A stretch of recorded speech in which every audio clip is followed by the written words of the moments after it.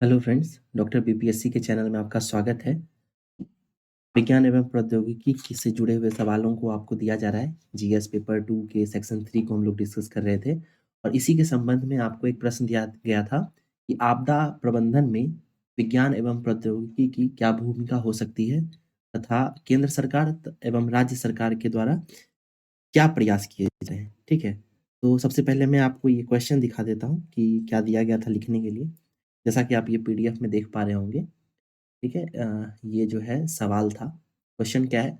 आपदा प्रबंधन में विज्ञान एवं प्रौद्योगिकी की क्या भूमिका है? ठीक है? साथ ही इसमें केंद्र सरकार एवं राज्य सरकार की अ, की गई पहलों के बारे में बताना था, ठीक है? तो पहले मैं आपको कुछ कॉपीज़ दिखाता हूँ जो ग्रुप में कई स्टूडेंट्स के द्वारा लिखा गया था, ठीक है? तो चलिए पहला ये देखते हैं।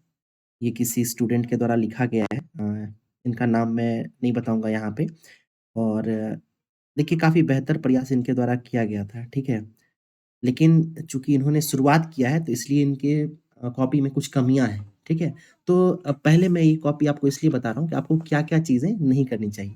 उसके बाद फिर मैं आपको एक कॉपी वैसा भी दिखाऊँगा जो जिसमें बहुत अच्छा उत्तर लिखा गया है, बहुत बेहतर प्रयास किया गया है, ठीक है?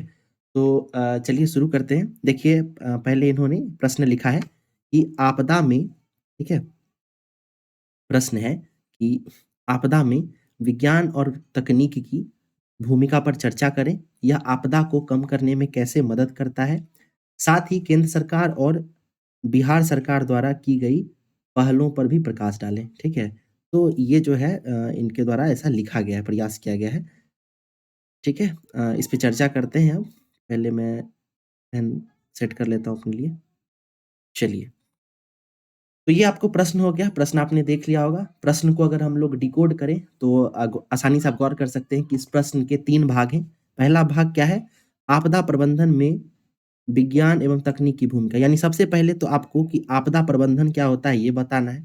फिर दूसरा पोर्शन है विज्ञान एवं तकनीक की भूमिका इसमें बतानी है और इसके अलावा तीसरा पोर्शन है केंद्र सरकार और बिहार सरकार द्वारा की गई पहलें। ये 3 चीज़ें आपको इस प्रश्न में बतानी थी, ठीक है?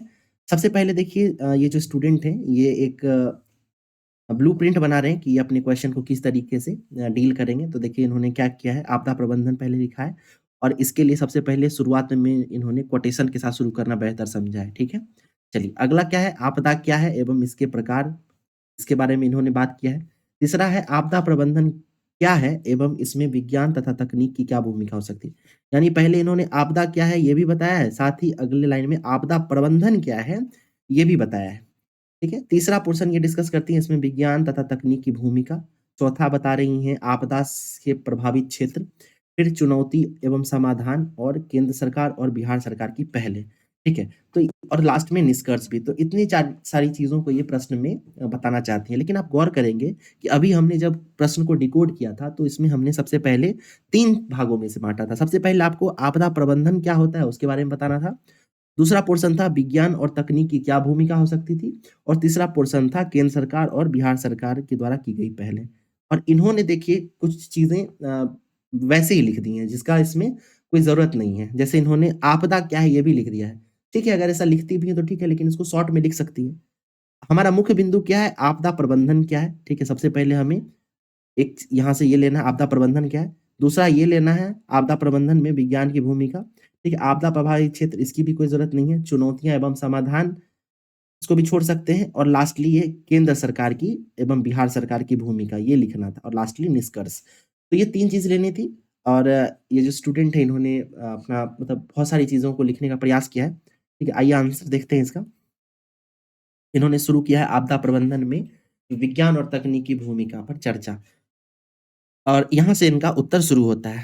तो ये क्या कर रही हैं पहले जो है इन्होंने नागार्जुन के द्वारा ठीक है जो एक कोटेशन दिया गया है उससे ये शुरू करती हैं। अब गौर करेंगे ये एक जनरल स्टडीज़ का क्वेश्चन है, जीएस पेपर का क्वेश्चन है। इसमें इस तरीके की ज़रूरत नहीं है, ठीक है? अगर ये ऐसे होता, निबंध का पेपर होता तब इसमें कोटेशन वगैरह होते तो बेहतर प्रयास हो सकता था। लेकिन इस प्रकार के क्वेश्चन में आपको सीधे प्रश्न के अनुकूल उत्तर लिखना है, ठीक है? क्या होता है कि 68वीं 59वीं के बाद सॉरी 69वीं के बाद जो है जो पैटर्न चेंज हुआ है तो उसमें 3 घंटे में अधिक प्रश्नों को डील करना होता है, ठीक है?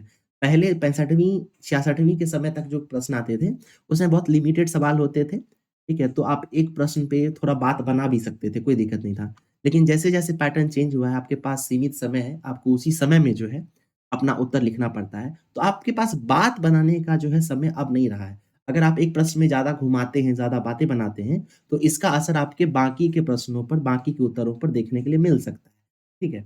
तो इन चीज़ों से बचना है आपको, ठीक है? तो आप यहाँ पे कोटेशन इसको लिखने की ज़रूरत नहीं थी। फिर इन्होंने आपदा क्या होता है उसके बारे में बताया कि आपदा घटित होने वाली एक ऐसी विध्वंसकारी घटना है, जो मानवीय, भौतिक, सांस्कृतिक एवं सामाजिक क्रियाकलापों को व्यापक रूप से प्रभावित करती हैं, ठीक है? ये हो गया आपको आपदा का डेफिनिशन तथा इसमें भौतिक क्षति एवं जान-माल की क्षति भी होती है, ठीक है? अब इन्होंने क्या किया है, आपदा कई प्रकार के होते हैं, जलवायु परिवर्तन से जुड़ी आपदाएँ, भूमि संबंधी आपदाएँ, भूकंप, आकस्मिक आपदाएँ, जैविक आपदाएँ, ये सारी चीज़ें। अगर आपको इस तरीके से बताना भी है, अगर प्रकार वगैरह भी आपको बताना है, तो इसमें आप क्या कर सकते थे, इसमें आप एक चार्ट का प्रयोग कर सकते थे। चार्ट क्या? जैसे यहाँ लिख सकते थे, बीच में आप लिख दें, विभिन्न प्रकार की आपदाएँ, विभिन्न आपदाएँ, ठीक है? और ऐसा लिखने के बाद आप इसको बाढ़, सूखा, है ना? अग्नि, इस तरीके से आप अलग-अलग बता सकते हैं, ठीक है? कि कौन किस-किस प्रकार की जो है आपदाएँ आती हैं, ठीक है? तो ये ऐसा करने से क्या होगा कि आपका रिप्रेजेंटेशन भी बढ़िया होगा, ठीक है? और पेज भरा-भरा भी लिखेगा और एक अट्रैक्टिव प्रेजेंटेशन होगा, ठीक है? तो इस चीज़ का ध्यान रखें। उसके बाद देखिए ये क्या करती हैं, फिर से इन्होंने एक कोटेशन डाल दिया है, ठीक है? जिसका ज़रूरत नहीं है। ये अदम गोंडवी का एक प्रसिद्ध पंक्ति है, इसकी कोई ज़रूरत नहीं थी यहाँ पे इसको लिखने की। फिर भारत कई तरह की आपदाओं से प्रभावित होता है, बाढ़, सूखा। अब जब आप यहाँ ऊपर में ज़िक्र कर ही चुके हैं कि अ, अलग-अलग प्रकार की आपदाएँ क्या होती हैं, तो फिर से इसको लिखने की आवश्यकता नहीं थी। ये बात बनाना हो गया, आपका समय ये व्यर्थ कर रहा है, ठीक है? उसके बाद इन्होंने नक्शा बनाया है कि भारत में अलग-अलग क्षेत्रों में कहाँ-कहाँ पे कौन-कौन सी आपदाएँ आती हैं। इसकी भी कोई ज़्यादा संभावनाएँ नहीं नहीं रहती हैं, ठीक है? ये साइंस एंड टेक का पोर्शन है। अगर यही इकोनॉमी या ज्योग्राफी का प्रश्न होता तो आप इसमें लिख सकते थे, पर ये साइंस एंड टेक्नोलॉजी का प्रश्न है, आपको स्ट्रिक्ट रहना है अपने प्रश्न से, ठीक है? फिर यहाँ से देखिए ये शुरू करती हैं कि आपदा प्रबंधन किसे कहते हैं? यानी आपदा प्रबंधन का तात्पर्य है प्रकृति या मानव निर्मित आपदाओं के दौरान जीवन और संपत्ति की रक्षा करना और उनके प्रभाव को कम करना, ठीक है? उसके बाद ये बेहतर प्रयास है, इसके साथ ही इनको सीधे आ जाना चाहिए था कि आपदा के प्रबंधन में विज्ञान एवं प्रौद्योगिकी की महत्वपूर्ण भूमिका हो सकती है। यहाँ पे ये जो चीज़ें लिखी हैं इन्होंने, ये एक कह सकते हैं कि बात बनाने वाली चीज़ें हैं, ठीक है? मतलब लिखा जा सकता है, लेकिन इसको लिखने से आपको कोई विशेष फ़ायदा नहीं होगा। जो मेंस में आंसर चेक करते हैं, जो प्रोफ़ेसर्स रहते हैं, जो विद्वान रहते हैं, उनके पास एक मॉडल आंसर आता है। आप अगर उसके अनुरूप ही आंसर लिखेंगे, तो आपको ज़्यादा मार्क्स मिलेगी, ठीक है? ज़्यादा बातें बनाने से आपको एक्स्ट्रा मार्क्स नहीं मिलेगा, ठीक है? उसके बाद देखिए यहाँ से ये शुरू करते हैं, विज्ञान एवं प्रौद्योगिकी की क्या भूमिका हो सकती है। अब इन्होंने जब जो कि इस प्रश्न का मेन मुख्य बिंदु है और इसको जब ये डील करती हैं, तो इन्होंने मात्र 2-3 ही प्रौद्योगिकी का उदाहरण दिया है। जैसे इन्होंने एरियल रोबोटिक्स, सोशल मीडिया, उसके अलावा 1-2 और भी प्रौद्योगिकी का उदाहरण दिया है, बस इतने में इन्होंने बात खत्म कर दिया है, ठीक है? इसीलिए आप गौर करेंगे कि यहाँ मैंने एक फ्रेमवर्क इनके लिए दिया है कि आप इस तरीके से, है ना, विभिन्न प्रौद्योगिकी में biotechnology, information technology, space technology, big data, artificial intelligence, engineering technology, robotics, drone, blockchain technology, VR, virtual reality, augmented reality, इन सब क्षेत्रों में आपको विज्ञान एवं प्रौद्योगिकी की भूमिका दिखानी है। यानी ये सारी प्रौद्योगिकी जो हैं, वो जो है आपदा के प्रबंधन में किस तरीके से भूमिका अदा कर सकती है, आपको ये बताना है और इसके साथ आप हर एक पॉइंट के साथ जैसे स्पेस टेक्नोलॉजी का यूज़ करते हैं, तो आप इसको स्पेस टेक्नोलॉजी में 2-4 पॉइंट बताएँगे। स्पेस टेक्नोलॉजी की सहायता से हम स्पेस में सैटेलाइट्स भेज सकते हैं, जीआईएस का उपयोग कर सकते हैं, मौसम रडार का उपयोग कर सकते हैं, ठीक है? इसके साथ आप कुछ को आपको कोई आँकड़ा अगर पता हो, रिसेंट कोई डेवलपमेंट पता हो, तो आप वो सब इसमें ज़िक्र कर सकते हैं। बायोटेक्नोलॉजी की अगर बात करें एक उदाहरण के तौर पर, तो आप इसमें दे सकते हैं कि बायोटेक्नोलॉजी की सहायता से हम लोग जीन एडिटिंग के हेल्प से बाढ़ रोधी और सूखा रोधी फसलों को तैयार कर सकते हैं। इसके अलावा किसी आपदा के उपरांत होने वाली बीमारियों के लिए दवाएँ, वैक्सीन तैयार कर सकते हैं, ठीक है? तो आपको ये अनुप्रयोग आपको बताना है, ठीक? उसके बाद फिर आपको अगला पोर्शन था कि बिहार सरकार एवं केंद्र सरकार की क्या पहलें हैं, ठीक है? तो आपको ये पहले बतानी थी, तो ये यहाँ पे जो चीज़ें लिख रही हैं, फिर निरर्थक चीज़ें कुछ-कुछ लिख दे रही हैं और साथ ही यहाँ देखिए फिर कोटेशन यूज़ कर रही हैं। इतना कोटेशन की ज़रूरत नहीं है, ये जनरल स्टडीज़ का प्रश्न है, ठीक है? आपको सिंपल रखना है आंसर, पॉइंट में रखिए, क्रिस्प रखिए। अब इन्होंने अगर प्रयास की बात करें तो केंद्र सरकार की कई पहलों की चर्चा करते हुए सिर्फ़ एक लिख रही हैं कि केंद्र सरकार ने राष्ट्रीय आपदा प्रबंधन प्राधिकरण की स्थापना की है। इसके अलावा और भी बहुत सारे पॉइंट्स लिखने चाहिए थे इनको, लेकिन इन्होंने उसको मिस कर दिया है। फिर सीधे ये बिहार पे आ गई हैं। बिहार में भी बहुत सारी प्रयास बिहार सरकार के द्वारा किया जा रहा है, उसका ज़िक्र करना चाहिए था, लेकिन इन्होंने सिर्फ़ एक ही पॉइंट लिखा है कि बिहार राज्य आपदा प्रबंधन प्राधिकरण की स्थापना। आपको बहुत मल्टी डायमेंशनल अप्रोच रखना है। मल्टीपल पॉइंट्स आप लिखेंगे तो आपको उसी के हिसाब से नंबर मिलेगा। ये सारी चीज़ों का आपको ध्यान रखना चाहिए था। ठीक है? और इसके बाद आपको विभिन्न पॉइंट देते हुए और सिर्फ़ निष्कर्ष पे आ जाना चाहिए था। ये जो चीज़ें इन्होंने लिखी हैं अपने प्रश्न में, ये इस प्रश्न के उत्तर के अनुरूप नहीं है। ये सारी चीज़ें, ठीक है, लिखनी अच्छा है, बेहतर प्रयास है, लेकिन प्रश्न के अनुरूप नहीं है। ये बात बनाने वाली चीज़ें हो गई, ठीक है? फिर इन्होंने निष्कर्ष अच्छा लिखा है कि आपदा एक ऐसी घटना है, फिर से आपदा के बारे में बताया है और फिर लास्ट में ये लिख रही हैं कि आपदा प्रबंधन में विज्ञान एवं प्रौद्योगिकी की महत्वपूर्ण भूमिका हो सकती है।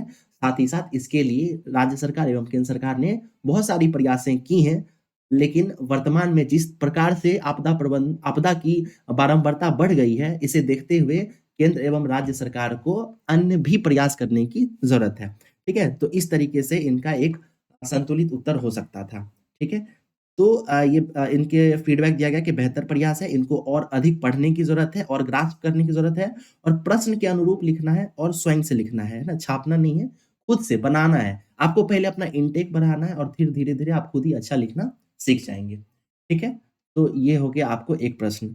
अब इसी के साथ मैं आपको एक मॉडल आंसर बता देता हूँ कि आप किस तरीके से उत्तर लिख सकते थे। ये देखिए। ये प्रश्न है, आपदा प्रबंधन में विज्ञान एवं प्रौद्योगिकी की भूमिका। उसको 3 भागों में हमने बाँटा। भूमिका में क्या लिखना है, आपदा प्रबंधन क्या होता है, ये डिफाइन करेंगे आप। फिर सीधा आ जाएँगे विभिन्न प्रकार की आपदाओं के बारे में बताते हुए, ठीक है? आ जाएँगे विज्ञान एवं प्रौद्योगिकी की भूमिका। यहाँ देखिए मैंने 10 प्रौद्योगिकी के बारे में बताया, आप इससे रिलेटेड अपना आंसर लिख सकते हैं। जैसे ड्रोन टेक्नोलॉजी कैसे हेल्प हो सकता है, रोबोटिक्स कैसे हेल्प कर सकता है, बायोटेक्नोलॉजी कैसे कर सकता है, इन्फॉर्मेशन टेक्नोलॉजी कैसे हेल्प कर सकता है, स्पेस टेक्नोलॉजी कैसे कर सकता है, आर्टिफिशियल इंटेलिजेंस कैसे हेल्प कर सकता है, ब्लॉकचेन टेक्नोलॉजी कैसे हेल्प कर सकता है, बिग डेटा साइंस कैसे कर सकता है और इंजीनियरिंग टेक्नोलॉजी कैसे हेल्प कर सकता है। इन्हीं के आस-पास आपको अपने विज्ञान एवं प्रौद्योगिकी के सभी क्वेश्चन, विभिन्न अन्य भी जो क्वेश्चन्स दिए जाएँगे, उसको भी आपको इन्हीं सारे बिंदुओं के आस-पास लिखने हैं। इसके अलावा केंद्र सरकार की पहलें यानी भारत सरकार की पहलों की बात करें तो NDMA national disaster management authority बनाया गया है। एनडीआरए यानी नेशनल डिज़ास्टर रिलीफ फंड बनाया गया एनडीआरएफ। फिर आपदा प्रबंधन अधिनियम 2005 लाया गया है। इंडियन मेट्रोलॉजिकल डिपार्टमेंट बनाया गया है। इसरो के द्वारा जो है बहुत सारी सैटेलाइट्स लॉन्च किए जाते हैं। बहुत सारे रिवर लिंकिंग प्रोजेक्ट चलाए जा रहे हैं। आपको पता होगा केन-बेतवा लिंकिंग प्रोजेक्ट है। उसी तरह कोसी-मेची लिंकिंग प्रोजेक्ट है। ठीक है? इसके अलावा जो साइक्लोन्स आते हैं उसके प्रबंधन के लिए आईसीजेडएम बनाया गया है। फिर भारत सरकार के द्वारा बहुत सारे ऐप्स बनाए गए हैं, जैसे सागरवाणी ऐप है, इंडिया क्विट ऐप है। इसके अलावा कुछ हेल्पलाइन नंबर हैं, जैसे 112 आपातकालीन हेल्पलाइन नंबर है। ठीक है? बहुत सारे ट्रेनिंग्स होते रहते हैं। ये सारे आपको चीज़ें ज़िक्र करना था। फिर बिहार सरकार की पहलों की बात करेंगे तो आप बताएँगे कि बीएसडीएमए यानी Bihar state disaster management authority बनाया गया है। फिर बिहार सरकार अलग-अलग विभिन्न नदियों पे तटबंध बनाती हैं, बाढ़ के समय में मोटर बोट्स देती हैं, समय-समय पर प्रशिक्षण होता है, जन जागरूकता अभियान चलाया जाता है। आईआईटी पटना में आपदा प्रबंधन को लेकर सेंटर ऑफ एक्सीलेंस की स्थापना की गई है। फिर बिहार सरकार जो है बहुत सारे ऐप्स भी बनाया है, ठीक है? बहुत सारे ऐप बनाए गए हैं जैसे इंद्रवज्र ऐप है, वेदर बिहार ऐप है, बेफ़िक्र ऐप है। इसके अलावा आप नीतीश डिवाइस के बारे में बता सकते हैं, ठीक है? फिर आप ये लास्ट अपना कर सकते हैं कि बिहार सरकार ने आपदा प्रबंधन के लिए स्टैंडर्डाई फ्रेमवर्क को अपनाया है, ठीक है? तो इस तरीके से बिहार सरकार के विभिन्न प्रयासों को आप ज़िक्र करते हुए और अंततः फिर निष्कर्ष में सॉरी निष्कर्ष लिख सकते हैं, यहाँ मैंने भूमिका लिख दिया है, भूमिका नहीं, फिर आप यहाँ से निष्कर्ष लिख सकते हैं और निष्कर्ष देते हुए अपना उत्तर समाप्त कर सकते हैं। ये एक बहुत बेहतर आपका प्रयास हो सकता था, ठीक है? तो ये रहा आपका एक प्रश्न, फिर विभिन्न लेक्चरों में हम लोग आगे अन्य भी प्रश्नों को डील करेंगे, ठीक है? मिलते हैं अगले लेक्चर में, धन्यवाद।